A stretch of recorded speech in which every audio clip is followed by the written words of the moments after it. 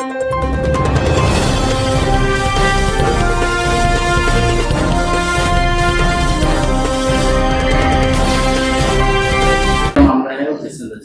पर्वतपुरा स्थित पर्वत महादेव मंदिर समिति में है श्री राम जी सोनी। तो इन्होंने माननीय न्यायालय के द्वारा धारा 175(3) BNS में मुकदमा दर्ज करवाया है। उसमें यह है कि इनके कोई पर्वत महादेव मंदिर समिति ने मंदिर के आभूषण बनाने के लिए कोई जेवरात वगैरह के लिए ऑर्डर दिया था।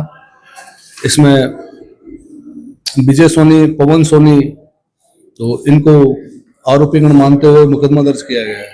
इनमें कोई 65,000 रुपये और सोने चांदी का कोई गबन का मामला जी। तो ये क्या आभूषण बनाने के लिए दिए थे? आभूषण बनाने के लिए दिए थे। इनका आभूषण बनाने का काम है विजय सोनी का और अपने ये पवन सोनी जी का। जी। इन नामों मुकदमा है 318(4), 316(2) BNS में दर्ज है। आपका नाम? शीलू कुमार ऐसे।